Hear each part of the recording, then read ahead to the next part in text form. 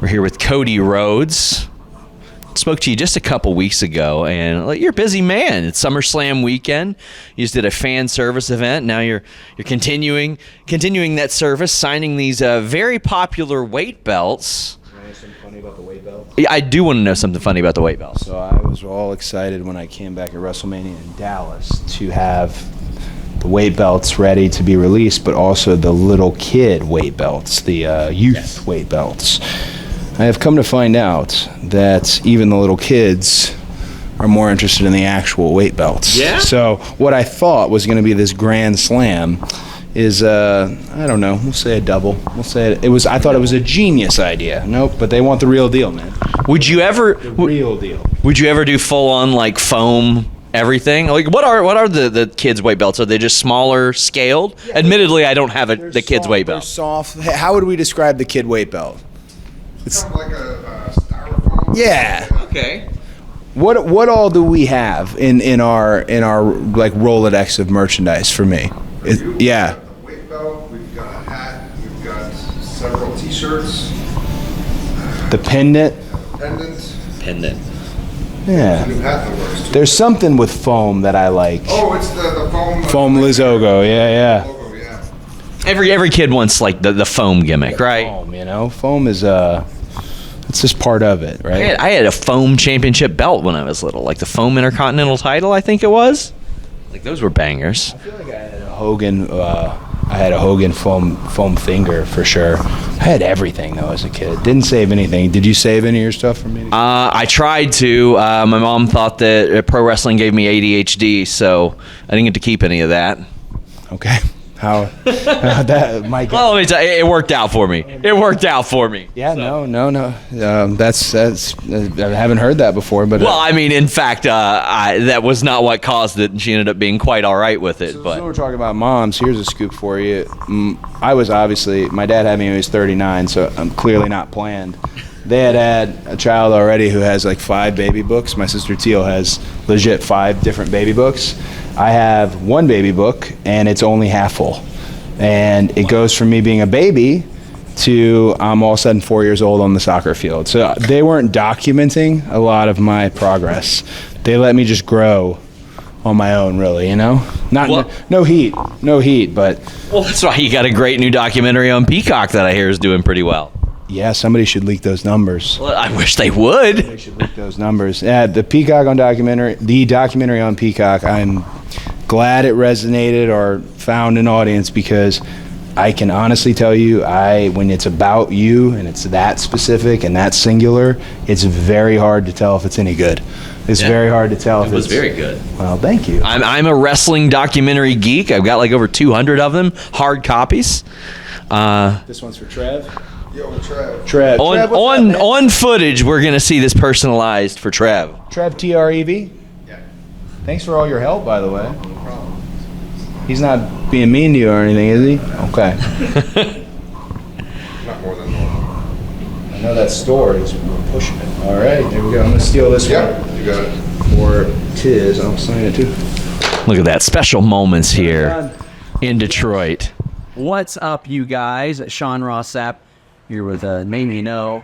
His name is Cody Rhodes. I spoke to you just a few weeks ago on the red carpet of your documentary, which was phenomenal. I really enjoyed it. I just mentioned I'm a big geek for wrestling documentaries.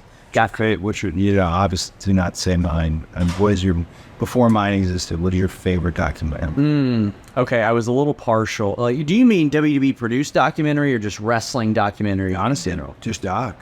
I thought Jerry Borash did a great job with the Forever Hardcore documentary. It was Seen it, it's good. Huh? It was sort of a non-WWE telling of the ECW story, and it was a lot of interesting shoot interviews, things like that. I really enjoyed that. JB is one of those guys who's given a lot, still giving a lot, especially with NXT and what he's doing. So I could see that being really good. I liked the Triumph and Tragedy of World Class Championship. Fantastic. That one, and then the AWA, the legacy of the AWA. What they said, spectacular. Yeah, spectacular legacy of the AWA. Then they got it at the right time because Vern's no longer with us. That was, those are I like those a lot. I was very partial to those because I really loved really love documentaries about things that I don't know a lot about. And I didn't grow up on the AWA or World Class or anything like that. So I got to learn an awful lot about those two promotions as a result.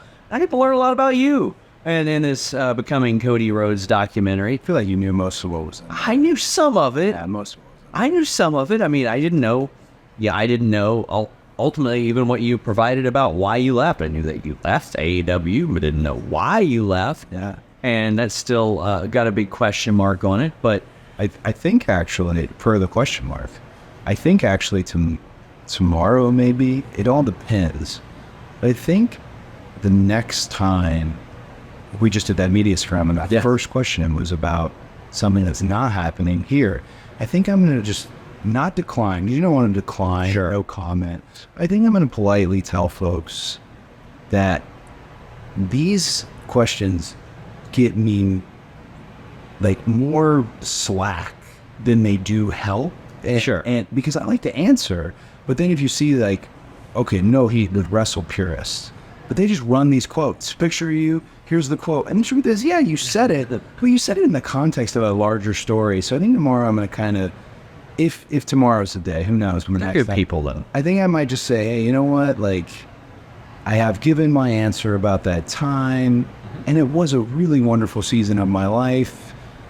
Ask another question. Sure. That might be the way I go. Dare I ask one related question? I haven't put it down. Okay. So once the embargo goes down, it's like Cuban cigars, get yours in, JFK style. Why did you stop appearing on Being the Elite? Oh gosh, I don't even remember. Because I remember the one instance where you popped up and you said, "Hey, don't edit me out." I think the workload for me was the problem, because I actually was really proud of the exorcism of Cody Rhodes and the exorcism of Cody Rhodes and pretty much everything I had done on there. But I treated that same way I'm treating SummerSlam, in terms of I was very committed, very all in. And with the job that I had and the other job I had, I think I just kind of fell out of the normal cast. Plus the cast changed. I want to say my last appearance is the drone show. Yeah, I think it was. Yeah, I think that's it. And I loved that. I thought that was a good way to go out. You never know. That's a show that's everywhere. So who knows? I could make a cameo. I could make a return. There's a lot of things, a lot of fun that was had there for sure. Well, how did you look at your documentary? How did it come out to you? Because I know specifically one thing that you said that you were not planning on ever rewatching again was the match where you revealed your injury. Yeah. And of course, that was featured in the documentary. That didn't bother me as much. It's gross, seeing like the kendo stick go into it. And then it's also gross if you ever talk to Doc Dubious and he tells you about when they cut me open and just squirted blood for like 90 seconds just straight in the air. And then they're like, oh, it's good now, from all the pressure and everything that had been built up. And yeah, so it didn't bother me as much. I think the thing about the doc, I really was honest in a sense that I couldn't tell if it was good, if it was bad, if it was great, if it wasn't anything, because it's about me and it's singular to that story. The thing I was trying to really get out of there alive with was, I don't like crying. I don't love it. And I am often crying in an interview, crying in the ring. Something happened to me, and I don't know when, because this never was the case. And it just become, I think, as the story's so real, it's just genuinely a lot of emotion, and the stakes for me are different from other people's stakes, not diminishing their stakes, but having my family now, it's just, it's been an adjustment. So I was trying to get out of that doc without crying, so much, because I don't know, like after a while it's hard, man, like say something funny. You do, sure. I didn't want it to be melancholy, and then even with the finish that it had, which was going to be a somewhat dark finish, that was the only thing I really thought when watching this. I'm crying a lot here. I mean, I don't know how much of a match like that you all even have planned by the time you get hurt, but how much of that goes out the window and it is adjusted to, well, we can't avoid this elephant on my shoulder. I think the secret of what we do is, that's a day where it was like really sacred. I had said, I said somewhere in an interview, again, doing a lot of interviews, a lot of press who say things. I said that Seth had made a decision that day that would forever have like altered my career. Obviously not sharing what he did, but I don't think it's that not obvious. I think it's obvious, the choice that he made. And I already had a lot of respect for him. I don't like talking about him in interviews. He doesn't like talking about me in interviews. But I will here, I have a lot of respect for him. That day, my respect grew endlessly. I had a fan come up to me in the airport at JFK the other day, and he was asking about, he had said I had heard Seth was unsafe. And I guess that was a rumor at some point, or a thing that was, buddy, my gosh, that's no, I'm in there. I'm physically in there, and I have been in there with everybody from every company all over the entire world. Seth is top 3 of our generation. I don't even know where I want to put him in that number, but that guy knows what he's doing. I don't know who the question was, but that's where I'm sticking the whole ending on. We are about 2 Brock Lesnar matches away from you being able to do the F5 by your own rules, I believe. I mean, I did a Snake Eyes on a live event the other day, and I felt like King Kong. I don't know if you'll ever catch me doing a Brock, like an F5, but I would love to steal something from Brock's arsenal, because, man, I always loved the Brock lock. He's so unique and so different, and I'm not going to say anything nice about Brock or go on and wax poetic about him, but I will say this. When Brock is not around sports entertainment and wrestling anymore, I then think people will realize, oh my gosh, what we had in the Beast. What a presence. I mean, what a huge force. We're living in the most profitable era of WWE. Brock Lesnar is a huge part of that. So my hat's off to him in regards to that. That's the only nice thing you're getting about Brock. We're hours away from SummerSlam here at Ford Field. This is your third go around. A lot of people wondered, like, you know, how would this match go? Would it be the singles match? Would it be a stipulation match? Anything like that? And somebody in WWE said, you know what? We're selling out houses pretty well by not doing stipulations. How do you feel about that personally? I don't think either of us would have wanted a stipulation, and that being the reason neither of us want an out. In the stipulation, you can have an out. Neither of us want an out. Brock's either going to beat me or I'm going to beat Brock, and those are huge. You know, Brock may not consider that a big deal, but it is. And in my case, if I was able to pull it out, I can go ahead and gladly say, what else is there for you? If you've been able to beat Brock Lesnar not once, but twice, that's punching a ticket somewhere very, very lofty and special, and that's what I want to do. We've talked about you finishing the story, which was a big part of that documentary that I really enjoyed, and you put it pretty bluntly in London. The new World Heavyweight Championship is great, but specifically, it still is the WWE Championship. Yeah. When that World Heavyweight Championship was created, was a part of you like, I wonder if they'll try to make this the end of my story when it's not the end of your story? No, I don't think that was ever something in terms of like on the table, because it was very clear to everybody, new people, young infrastructure people, all the way up to the top brass, what my specific goal in returning was. But I'll tell you that anytime I'm talking about the physical hardware, a belt. Anytime a belt is new and shows up, every superstar wrestler, every one of them, we all want it. And that, like, just now, I signed a replica one at this wonderful appearance we did today. I'm so like, man, it's very nice. It's very nice. We have that, what's like gold fever. We all have gold fever for these titles. So the way it came out of that press conference sounded like it was like non-important. Man, that's as important as a title as there could possibly be. It's just not related to the finish the story theme, I suppose. Do you feel like winning that one before winning the WWE Championship would somehow take any of the luster off of winning the WWE Championship? Oh, I think what happens is what happens. So, you have been covering it this is a very unpredictable world. Yeah. It gets more unpredictable by the day. Every day there's some level of news, scandal, excitement, something every single day. So I really sincerely, this run that I had been lucky to get and also have earned, I just want to let it ride, see where it goes. So I wouldn't look at it in the sense of diminishing anything. That's a massive title that represents Monday Night Raw, which is the show I'm on. So no.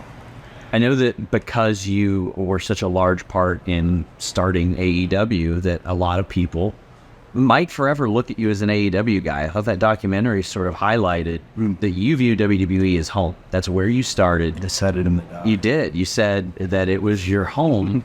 And I think that as things grow, like people are starting to become more accustomed to that. At what point did you fully realize, oh, this is home? Or did you know all along? Night after WrestleMania in Dallas. Night after WrestleMania in Dallas, I saw so many kids in the crowd who didn't care about what I'd done for 3 years and didn't care about the 10 years before that. They were present. They were in the moment. They thought this guy who came out of WrestleMania was cool, and they were going to be part of it, and they liked the energy. And it was at that point I really felt like, oh, the thing you've been seeking, cool moves, great. Wonderful promos, great, trying to make them wonderful, trying to hit home runs with everything. But that connection is what we do. It's why guys and girls get into it, and it's why they also can't walk away, and why it's so fun to come back to. But that night after WrestleMania, I knew something special was happening, and I'm here for it. And you've been heavily cheered ever since then, beloved. And I'm sure you've seen it. People are like, oh, well, will this cause him to get booed? Yeah. This cause it? And it has. Waiting. It hasn't happened. What is sort of your diagnosis to that adjustment from AEW, where you got booed quite a bit, to WWE, where you're some of the most insane reactions I've ever heard when a note of your music hits? I really, in both places, the reactions were wild.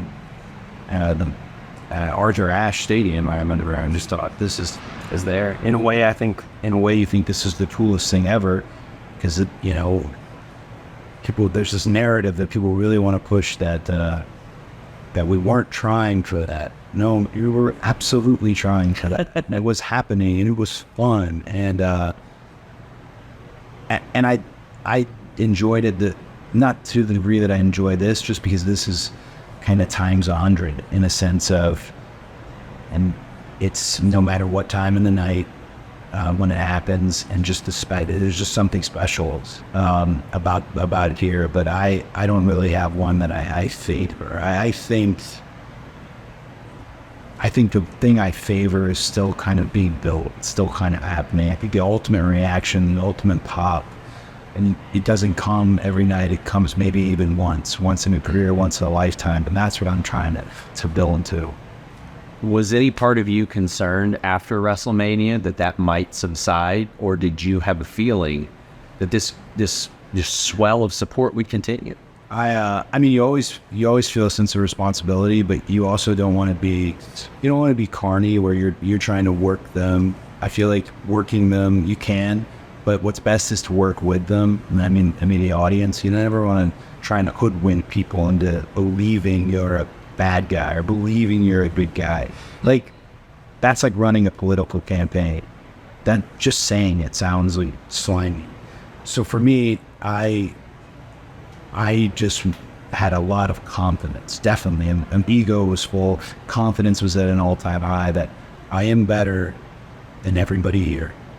And I'm going to bring that in the most positive way I can here, and deliver on Monday nights every week, and hopefully deliver on the big PLEs or pay-per-views, whatever we're calling them, as often as they come. And I just had a lot of confidence. The only time my confidence was really rattled was when I tore my pec, because I don't like inconsistency. As in my former gig, I barely even believed in injuries. I mean, you have to believe in them, but I definitely had that toxic mindset of, tape it up and go to the ring. I know that's not the correct mindset. I would not encourage it with anyone other than with App, and I felt like maybe I'm one of those guys who gets there and then, that's why he couldn't handle it, which is why it was so important that I rested. I wasn't going to call out sick. Just the thought of that makes my head explode like spinning, but I just had to be there. I had to do it. Well, while you were sidelined, we saw Sami Zayn kind of explode in popularity, and I believe it was you, or maybe it was Sammy, that said that you all ran into each other backstage at the Rumble, and you said, well, this is our... I said it to him. I said it to him because it was being discussed around us. I'm like, why don't we discuss it amongst us? And, Bruce Pritchard and Ed Koskey, Triple H, they all had the idea to put us in the ring together in Barclays Center in New York and not run from it. Let's go towards each other and see. And that was a moment where, again, my confidence was, Sammy's amazing. Gosh, Sammy's amazing. I don't even want to just say it and then throw it away. Sammy is incredibly special. And what he was doing is incredibly special. He was pulling a wagon. And I just wanted to be there to match him and also be hopefully incredibly special. I'm a big believer it's a good problem to have, and you can have it all. You can. We've got Jey Uso.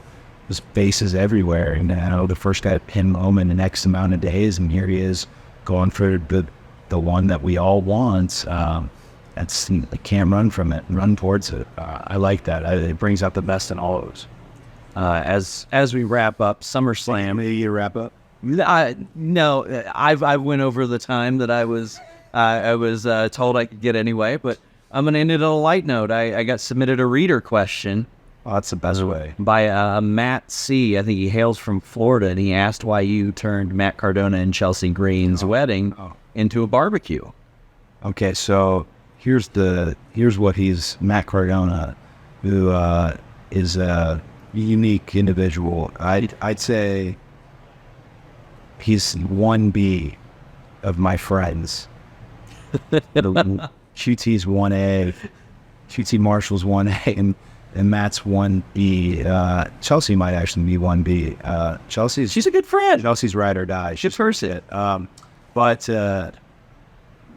he was having a barbecue. He was having a wedding in Vegas, and he knew a friend. It was in Vegas. I guess I didn't realize how formalized the wedding was because it was in Vegas. It was a very formalized wedding. It was also maybe the best wedding I've ever been to in terms of the party that they put on. But I invited Preston Vance. Apparently his shoot name's Cody. I invited him and then made the mistake of asking Cardona after. And Cardona, that's where he coined that, dude, it's not a barbecue. So why he says that is, and this is the same reason when we go to HHN, he wants it to be 4 people and not 10. When there's a lot of people, he can't pick on me. Okay. He's like old school locker room bully style. So he can't pick on me when other people are around and they pick on him. We play air basketball and he never makes it. And he hates that. He's also super, super, super frugal and cheap. So he doesn't want to pay for a round when it comes around. Like, I got a picture of him one time doing it, and how reluctant he was to do it. I heard that story from Steve K about him being upset about not getting comped. It's something I can't remember what it was. I'm sure. I know he sent a Venmo request to one of my friends for some drinks that he bought him. So yeah, no, it is. Matt Cardona's 1B, and I really, since we're in light, I'd love to see Matt Cardona return to WWE. Okay. I have no clue if he wants that, if that's in the cards, but I really think Matt Cardona should at least be part of the Rumble, because I think the reaction to him, not just for him to feel special, but I think fans would be touched by it, and that again kind of wakes everybody up to, look what this dude did, the Deathmatch King, the Indie God, selling those hats, Yeah, the hats. Yeah, good on Matt. It's wild. 1B. 1B. Well, Cody, I want to thank you so much. Second time I've got to speak to you in almost as many weeks. Gonna need those documentary numbers to fall in my lap somehow. I hear it's doing really, really well. Phone. WWE SummerSlam here at Ford Field. Beautiful view. Cody, I want to thank you so much. Thank you. Thank your wife for doing it. Thank you guys. Thank you very much. Wait, is this a thing now? You can't do this anymore, right? See, likes to do this. I do this now. I can't. Okay. Right. One of those. So sometimes I'll do like a little salute or whatever. Yeah, well, that's a scene in number 2. He took them all. We took them all. That's it. And until next time, Hey, guys. we're out. I've often talked about how much of a pay-per-view buyer I am. Take that any way you want it. But I'll tell you how I take it. NordVPN.com/Fightful. Fastest VPN on the planet, global server network, all that good stuff. That's great. But a big reason why I got NordVPN.com/Fightful is all the pay-per-views I buy, all the money we're spending. We're trying to control costs as a company, as a household.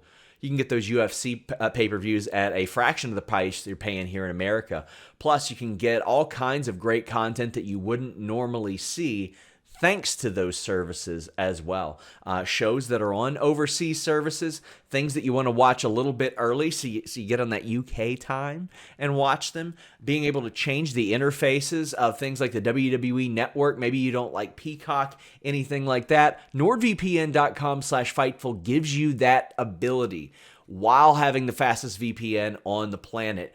Also, you just get so much more out of your internet experience with NordVPN.com/Fightful. Subscribe to Fight and AEW Plus. Watch AEW without commercials. Watch bare knuckle boxing. Watch UFC pay-per-views, boxing pay-per-views at the rates they're getting over in the UK. Change your virtual location with just one click. And hey, if you need any help using it, they got that 24/7 tech support. NordVPN.com/Fightful.